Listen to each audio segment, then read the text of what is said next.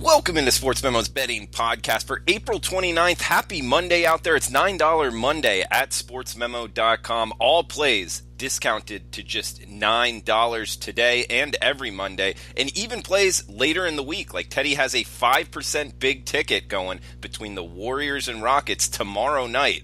But today it's discounted to just $9. Tomorrow it will be back to the normal pricing of $30. So $9 Monday at sportsmemo.com. Check it out if you can. Teddy, happy Monday to you. Welcome into the podcast. How are you? Happy Monday. You got a case of the Mondays today, buddy? You sound awful cheery.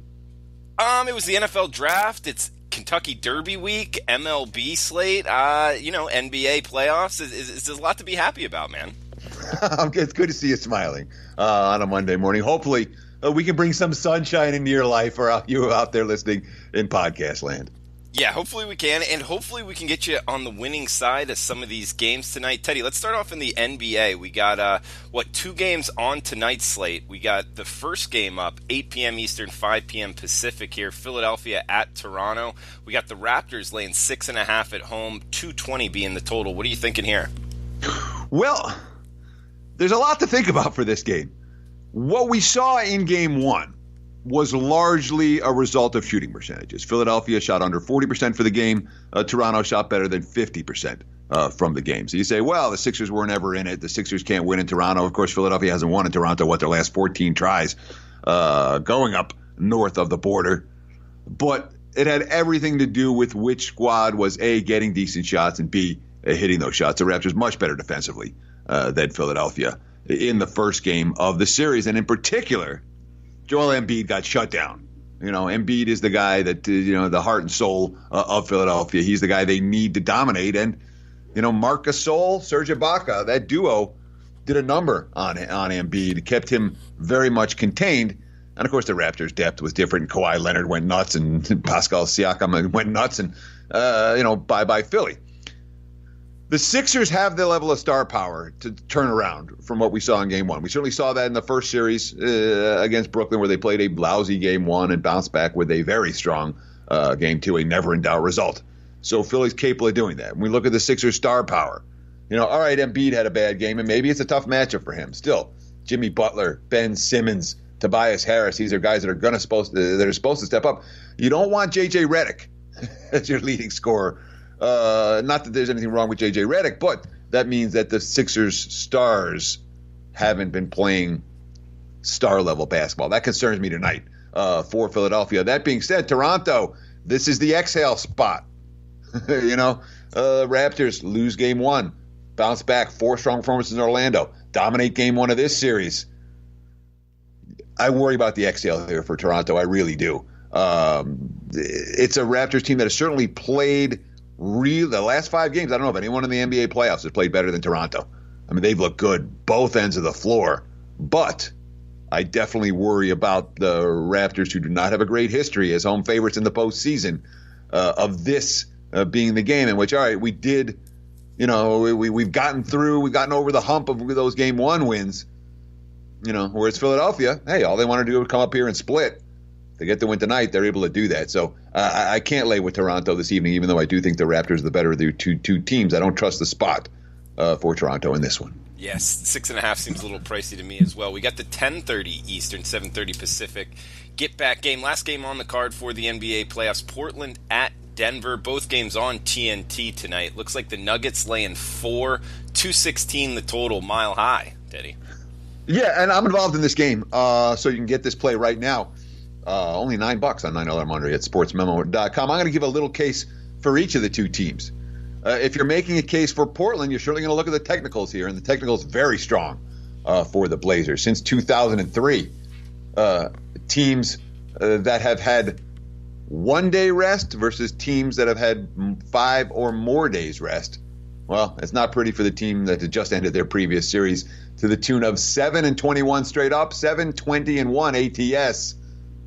That's not a good subset that the Nuggets are in for tonight against Portland. Of course, we look at this Denver team, and I think a big part of the problem they had against San Antonio, closing out the first series, failing in Game 6, and then failing to close it out cleanly in Game 7. We'll just put it that way.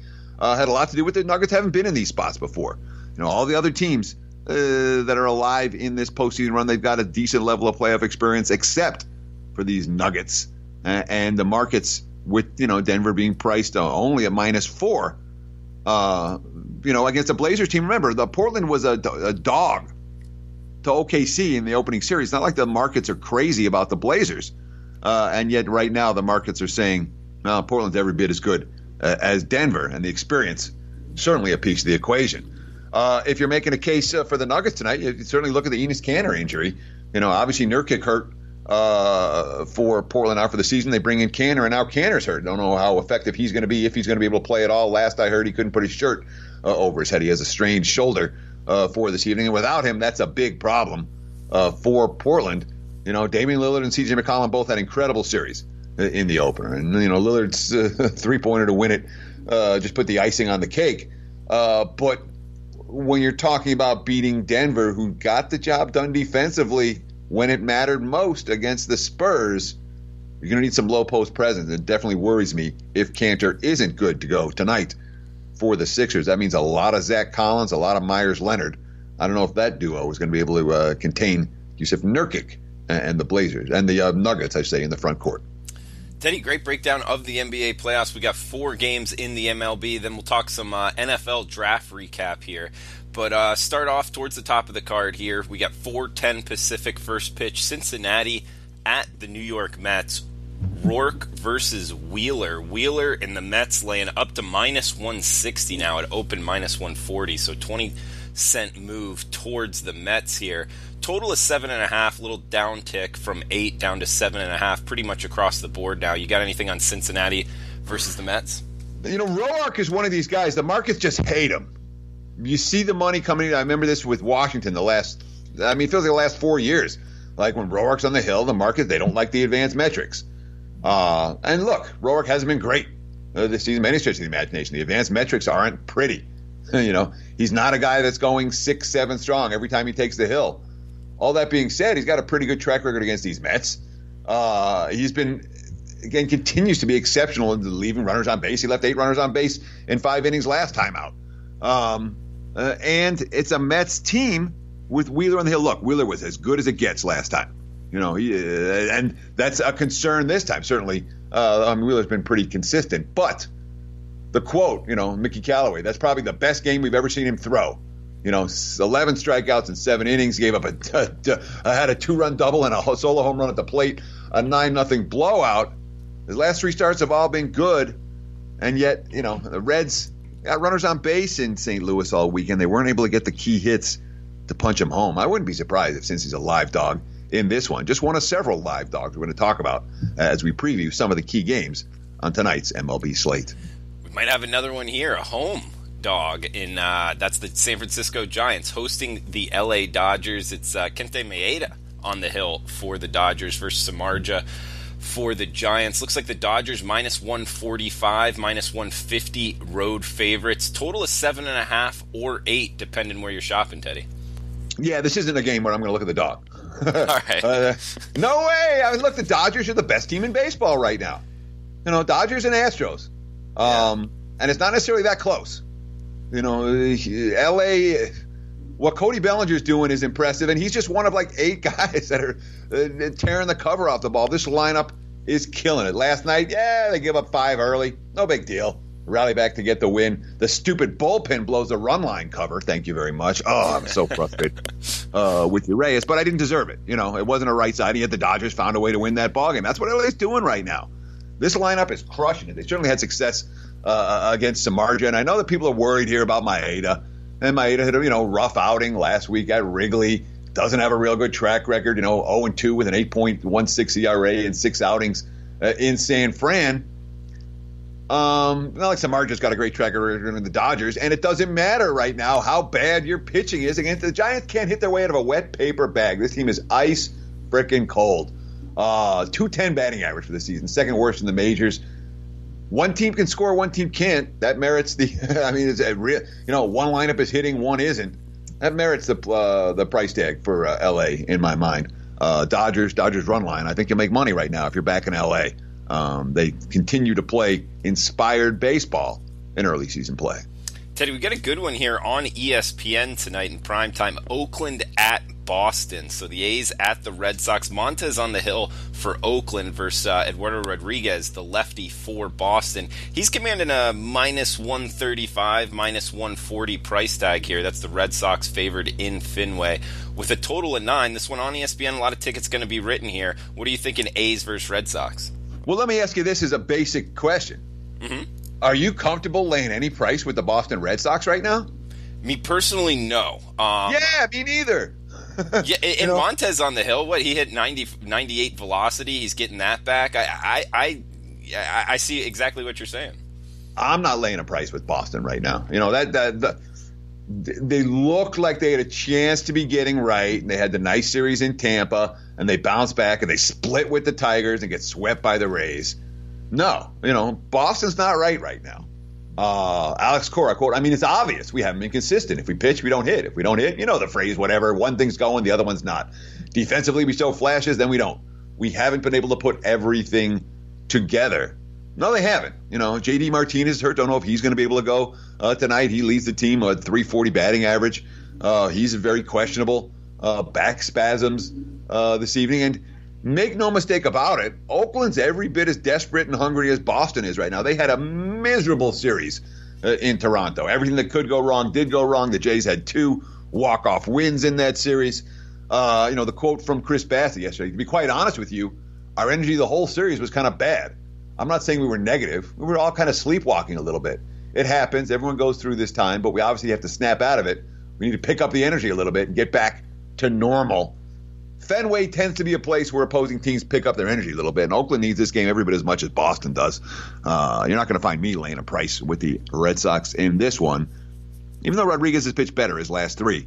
Red Sox bullpen behind him hasn't. A's are pass for this better.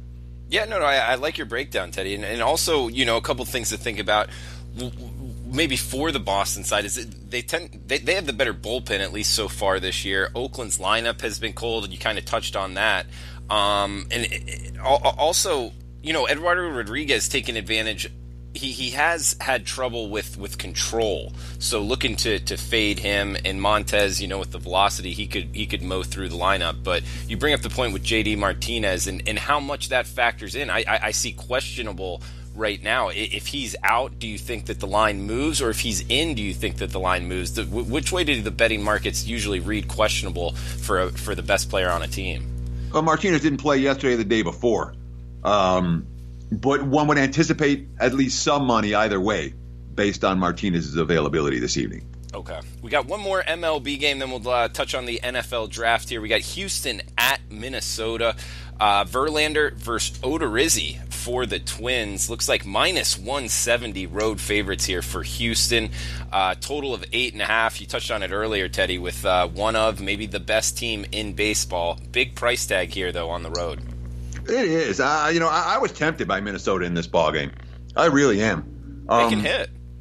They can hit, and that's the key here because I ended up, from a service standpoint, I didn't want to step in front of Verlander. And, boy, Verlander's been really good this season. He's been sick numbers so far. And, he just shut down this same Twins lineup when no one's shutting down Minnesota right now. So it's a certainly concern for me in that regard. But Odorizzi's pretty good. He's had some track record against Houston. He's no Justin Verlander, but he's not the worst starter in the majors or anything like that. And he's a guy who can pitch 5 or 6 innings. He's been very capable of doing that. Has had some success against the Astros in the past. And you talked about that Minnesota lineup. Look, Minnesota was an underachieving team last year. They came into the season with a ton of hype, and they live up to it. They didn't live up to it from day one. A lot of young players getting their first taste of MLB action. Well, Twins aren't going anywhere this year. They're going to be in this AL Central race. And that makes me think that if you're backing them as home dogs, even against elite teams like the Astros, maybe you make some money. I think the Twins have that potential for their backers tonight and moving forward in this series against the Houston Astros. All right, great breakdown of the MLB boards as well, Teddy. It is $9 Monday on sportsmemo.com, and Teddy has 2 plays up right now. One tonight, Nuggets versus Blazers, Game 1 cash. Also, his 5% big ticket on tomorrow's card, Golden State Warriors versus the Houston Rockets today.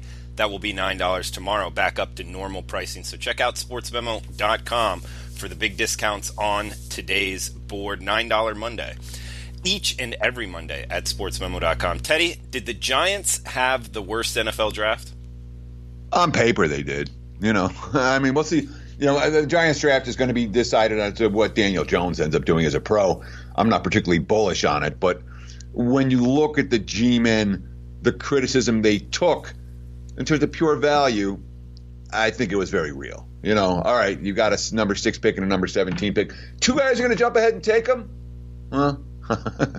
Maybe. Redskins look pretty happy that Haskins fell to 15. I'll just put it that way.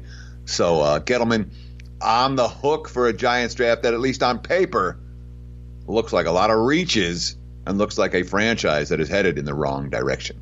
Yeah, I mean, that Daniel Jones pick, I watched a bunch of Duke games, Teddy. I think I talked about it with Rob Vino. He agreed with me. I didn't see him as a first-round pick at all. At no point in his college career did Daniel Jones look like he was going to be an NFL star. At no point. No, I agree. And I can remember. I can think of a game where I'm like, wow, that's the game that he stood out to me as being that guy. No, he was just a guy. He's a guy that's, 6'5", 230, and that's what the NFL GMs tend to love. Yeah, and with a great quarterback coach in college, but that only sets you up so far in the NFL because he's actually losing a lot of that advantage, being under Cutcliffe. But and I can even remember earlier in the season, when he had those injury troubles and will he play, will he not, and it cost me because I kind of stepped into that as far as Daniel Jones out, looking to fade him, and there was a drop off, but it was nothing crazy. But anyway, that is the Daniel Jones jumping on that bandwagon or lack thereof bandwagon. Teddy, what about who had the best NFL draft in your opinion? Oh gosh, when you talk about the best drafts after the draft, I'm not necessarily looking for teams that got the hype. I want teams that filled areas of need and teams that stockpiled at key positions. And look, I think the Bengals did a great job. And this is Cincinnati in the post Marvin Lewis era for the first time in a decade and a half, and there was nothing sexy about what they did. Offensive linemen, defensive linemen, cornerbacks. It's not about the skill position talent. They got some of that. It's about the trenches, and I thought the Cincinnati did a great job at restocking themselves in the trenches moving forward. When you're controlling the offensive line of scrimmage and you're controlling the defensive line of scrimmage, it goes a long, long way towards winning games. And as handicappers, the hype goes for the skill position players. The hype goes for the quarterbacks and the receivers and the running backs. The reality is that championship teams are won and lost. Games are won and lost in the trenches every single week. If you're focusing on teams with elite offensive lines and or defensive lines, you're more likely to make money if you're focusing on teams with elite skill position talent. That's why I like what Cincinnati did over the course of the weekend. Yeah, I like it, bolstering up the lines for sure. What about What about the Dolphins? Your overall initial thoughts here of the trade with Rosen, what they gave up, what they get, and their overall draft, in your opinion, Teddy? Miami's a mess. I mean, they're coming in as right there with Arizona, a team that's lined as the very worst teams in the NFL for 2019. And like Arizona, Miami has many, many, many holes to fill. This is not going to be a one-year turnaround where the Dolphins are going to figure it all out and win 11 games in 2019. From a draft standpoint, I don't know where that team is organizationally necessarily. They added a bunch of talent. They have a bunch of holes. So certainly picking up Josh Rosen for nothing. That's a win situation, but they didn't commit to Josh Rosen. There's always talk, we'll figure it out. Next year, the Jake Fromm and, you got Tua coming out in Alabama. And next year is Trevor Lawrence after that. And there's a lot of QB talent on the horizon in the NFL. And when you say, all right, well, now we're going to plug Josh Rosen in this year, and then, well, if it doesn't work out behind another bad offensive line, another weak receiving core, we'll move in another direction in 2020.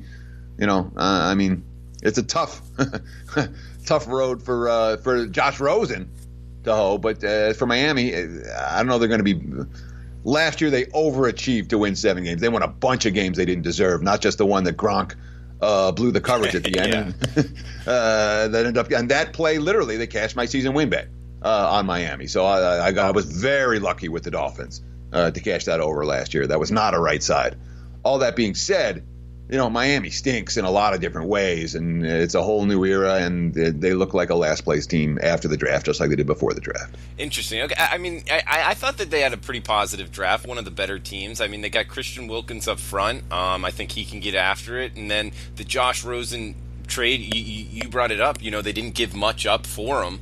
And I think that there are arguments, positive towards Josh Rosen. At first, I was like, oh man, I'm not a big fan of Josh Rosen, but I can admit it, that Twitter post that he put, I thought that was pretty humble and the right thing to do anyway. And when you bring up the fact, their offensive line in Arizona last year was decimated, and so his profile of what he is as a quarterback. I think if they can get protection up front, you also brought up the fact that Miami's offensive line isn't very good. But I think you look at Miami's roster; they look like Arizona's roster last year. There's no offensive line, there's no receiving weapon. So Rosen's in the exact same spot with a new coach and a first year, just like last year, first time coach and a new coordinator. It's a terrible spot for any quarterback. And Josh Rosen, by the way, the first QB in the modern era to be a first rounder, play one season with his team, and then get traded. It hasn't happened at any point in the last 50 years. All right, so that's something to go off of. And let's end it with Arizona. The first pick. Let's end it with Buffalo, because Buffalo had a crappy draft, and they're getting good grades. Okay, well, we can talk about Buffalo, but let's talk about Arizona first, if that's all right. Okay. But what are your thoughts here on the first pick? The new system, Kingsbury, what he's bringing in. How do you think this is going to work year one? I understand and look, I've been really critical about Arizona for the way they handled this Josh Rosen situation, because they got as little for Josh Rosen as they possibly could. In terms of the concept, you're hiring a coach, he's got a system, he wants his guy to run the system. To me, that makes perfect sense. Mm-hmm. And maybe I'm being too critical of Arizona, because if you have a QB and after one, I'd almost rather you cut bait after a QB on a QB after 1 year than after 4 years. Look what did happen to Jacksonville, where they didn't cut bait with Blake Bortles, and you're stuck with that. So, in a sense, that makes sense. Kyler Murray's a project, okay? He's not going to come into the NFL and do what he did at Oklahoma last year. Not going to happen. You love Andy Isabella from UMass as a guy, the pick they got for Rosen as a speedster. Zach Allen, a kid out of Boston College, I think could play. Deontay Thompson out of Alabama, that kid could play. Keyshawn Johnson out of Fresno, that kid could. I mean, there's a good handful of picks that they had that can play, but it's not going to make them a better team this year. This is, a new and let's not forget, it's not one new coach. It's 3 coaches in 3 years with 3 different systems, and that means a complete roster overhaul. That means nobody knows what they're doing. And Arizona likely to be better in December than they will be in September. I like it, Teddy. And is there any other team you wanted to talk about before we go to the Bills? No. I mean, again, this is all of this stuff is all just, first analysis, first gut reaction. Hey, I know this guy. I like this guy. Oh, I watched him. This guy made plays for 4 years. It's a lot of gut reaction here. I have not done my overall off-season goals. I have a whole bunch of notes on every single team, what they wanted to accomplish in the off-season. I haven't gone through to see what they were able to actually do from those goals. That comes, over the course of the next 2 months. I do it with every single team. I haven't done it yet. All that being said, I got my issues with Buffalo, man. Ed Oliver. And the stats are there. The measurables were there for Ed Oliver. Ed Oliver was not good for Houston last year. There was a team chemistry problem with that squad. And Ed Oliver, of all the guys that come in and that you worry about, hey, is this star power going to be a locker room guy? My impression of Ed Oliver is that he's not a locker room guy. And if I'm, why did he drop? They were talking about him as a potential number 1. He got drafted 9th. Got dropped because nobody wanted him. Nobody likes him. And you go up and down the rest of their draft. I mean, a lot of guys that, when it comes to the character concerns that are real for NFL teams, I'm not sold on what Buffalo did. And, when you talk about a team that, we need offensive line help, we need receiver help, I don't know that they got the tools that they need to make their own developing young quarterback into a better prospect moving forward. Did not like what the Bills did over the course of the weekend. Yeah, I like what you brought up there with Ed Oliver. I mean, anytime that the guys don't play towards the end, I always have kind of a question mark about that. But I think Ed Oliver, towards the end there, I remember him walking off the field in street clothes one game, yelling at Major Applewhite. They were yelling back and forth, and any time that's going on in front of other players, that brings up huge question marks in my opinion, Teddy. Well, you look at how that Houston season went last year. Again, this was a team that had all kinds of hope and all kinds of potential and all kinds, and got up to them. Hang on, let me pull up their schedule real quick. But it's a player that, I would always look for character guys that want to get better, that want to be coached, that want to get in early. Not the guys that, something happens and they're yelling back at their head coach, on the Well, my point is that Oliver broke the team. Yeah. That's my point. And sorry, this page is loading really slow. But Houston last year, what were they? They were 2, 4, 6, 7-1. The only loss coming to that shootout against Texas Tech.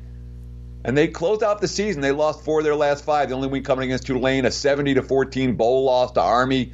All the losses, blowout, double digit. I'm not saying that's all Ed Oliver. I'm saying that team chemistry fell apart in November, and some of that definitely had to do with what was going on with Ed Oliver. Well put, Teddy. I 100% agree. And guys, Teddy brought up over the next 2 months working on the NFL draft, working on the NFL overall, and he's hit north of 70% in his NFL over-under wins package, which will be up on sportsmemo.com by the end of the week. You can grab it. It will be $199. If you haven't been on it, you need to check it out. It is a great piece to have, not only for the actual bets, but for information using on the teams throughout the season. So that will be up at sportsmemo.com, exclusive to sportsmemo.com. So Teddy, anything else you want to throw out before we shut down this pod?